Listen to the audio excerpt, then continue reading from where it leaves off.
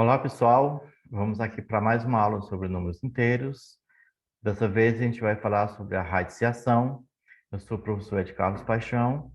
Vamos lá. Bom, a radiciação, ela é uma operação inversa à potenciação, certo? Vamos ver aqui a diferença entre as duas e de onde é que vem a radiciação. A potenciação, nós vimos esse exemplo aqui, onde 2 elevado ao cubo igual a 8, certo? 2 elevado ao cubo é igual a 8. Então, com isso, nós temos aqui que o 2 é a base, vai ser o número que vai ser multiplicado pelo expoente. Não. O expoente indica quantas vezes eu vou multiplicar a base. Então, eu vou multiplicar 3 vezes. Então, eu vou multiplicar 2 vezes 2 vezes 2. 2 vezes 2, 4. 4 vezes 2, 8. Certo? Que é o resultado da potenciação. Então, a radiciação, ela vem desses mesmos moldes aqui. Esses mesmos números, a gente vai utilizar para fazer a radiciação.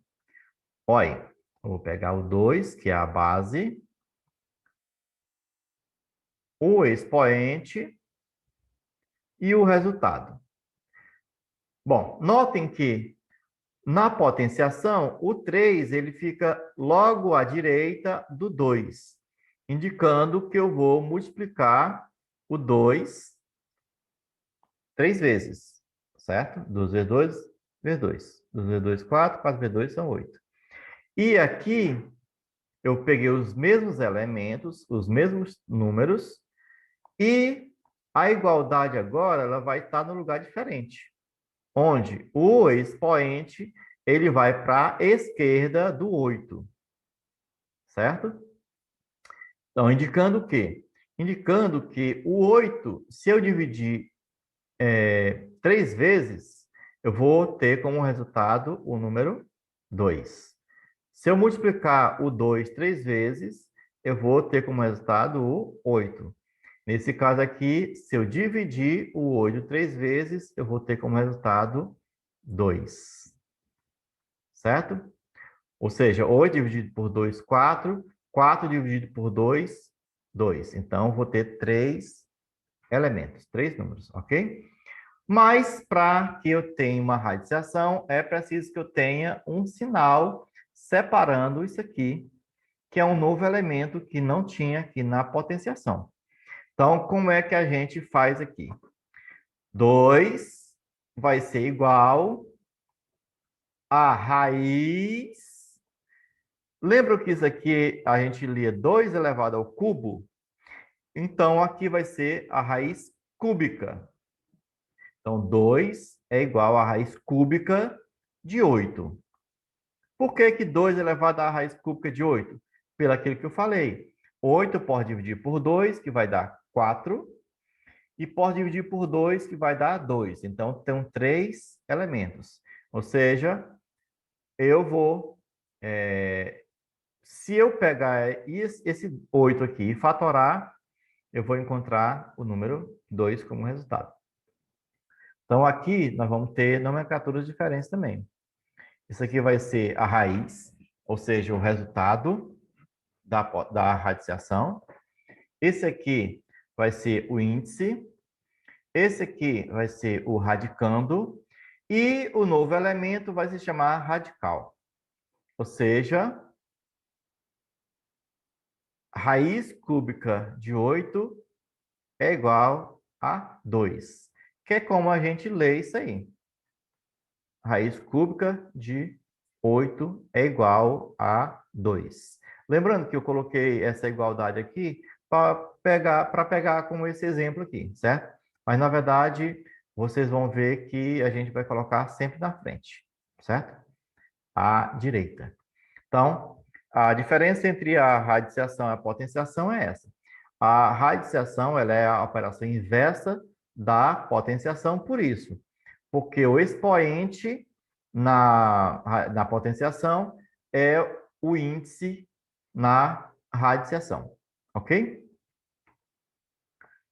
Como é que a gente lê? Um exemplo aqui.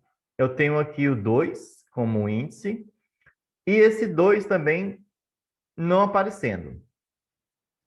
Isso aqui são iguais? Essas duas formas aqui são iguais? Sim, essas duas formas aqui são iguais. E essa daqui é a que prevalece.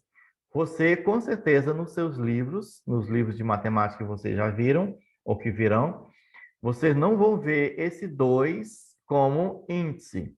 O 2 ele é oculto, certo?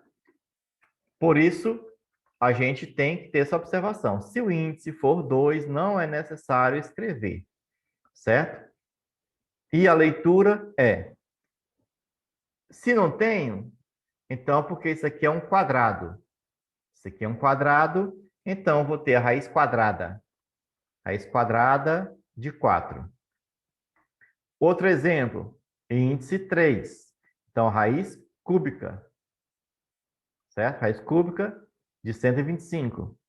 Nesse caso aqui, o índice é 4. Então, raiz quarta. Raiz quarta de 81.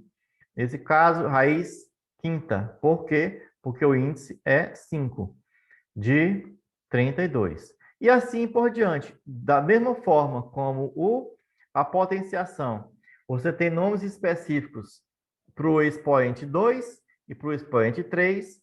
Aqui na radiciação, você tem nomes específicos para o índice 3 e o índice 2, e o índice 2 nem sempre aparece, não vai aparecer.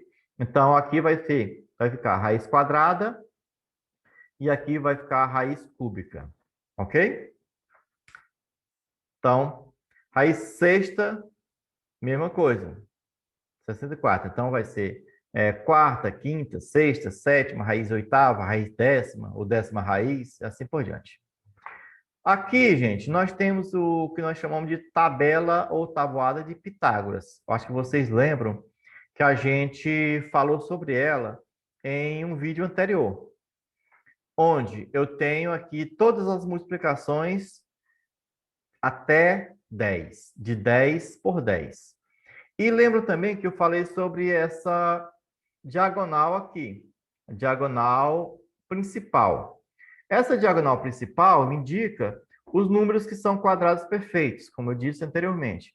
O que são números quadrados perfeitos? São números que vêm da multiplicação de dois números iguais. Por exemplo, 1 vezes 1 é 1. 2 vezes 2 são 4, e assim por diante. 3 vezes 3, 9, 4 vezes 4 são 16, 5 vezes 5 são 25, aí 6 vezes 6 são 36, 7 vezes 7, 49, 8 vezes 8, 64, 9 vezes 9, 81, e 10 vezes 10 são 100. O que eu tiro daqui?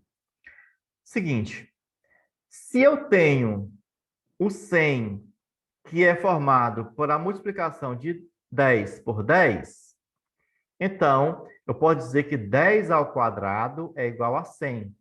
Se 10 ao quadrado é igual a 100, então a raiz quadrada de 100 igual a 10.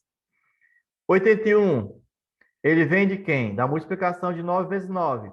Ou seja, 9 ao quadrado é igual a 81. Então, a raiz quadrada de 81 é 9. Por exemplo, 7 vezes 7 são 49. Ou seja, 7 ao quadrado é 49. Então, a raiz quadrada de 49 é 7.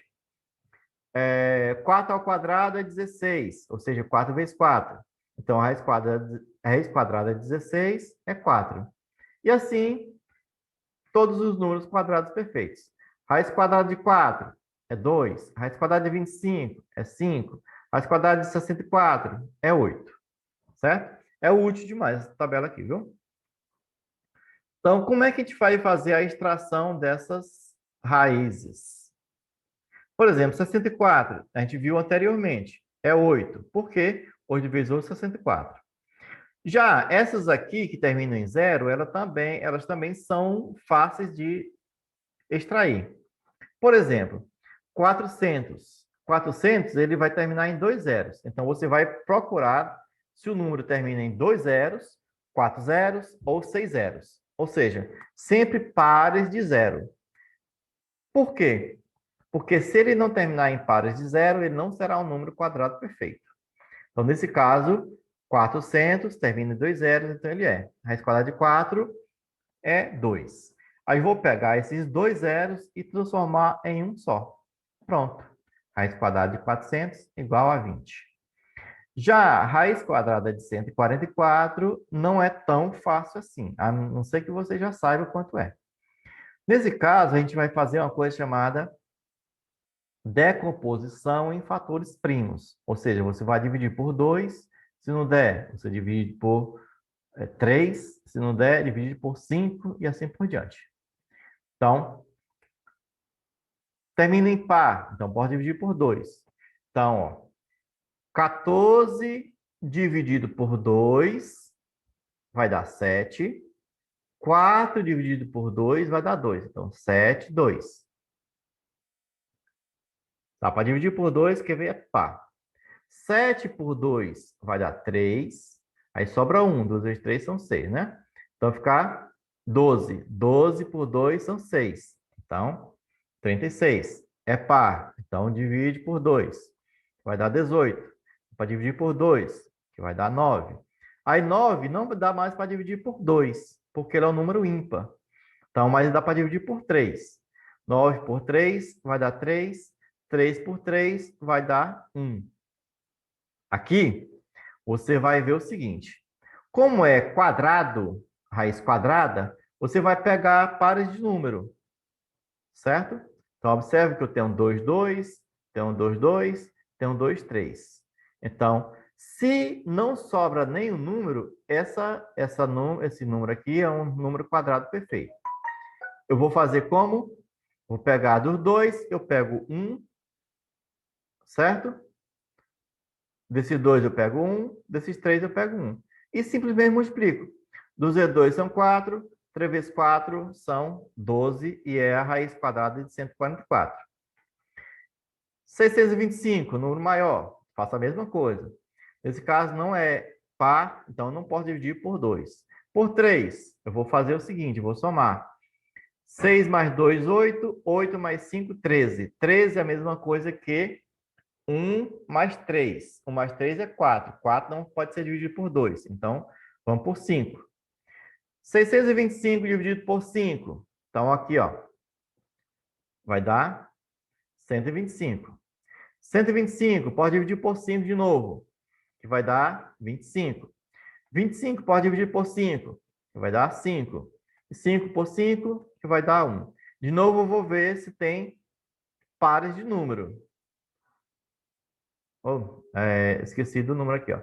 Então, aqui, ó, são 2. Então, eu tenho um par de 5. Aqui eu tenho 2.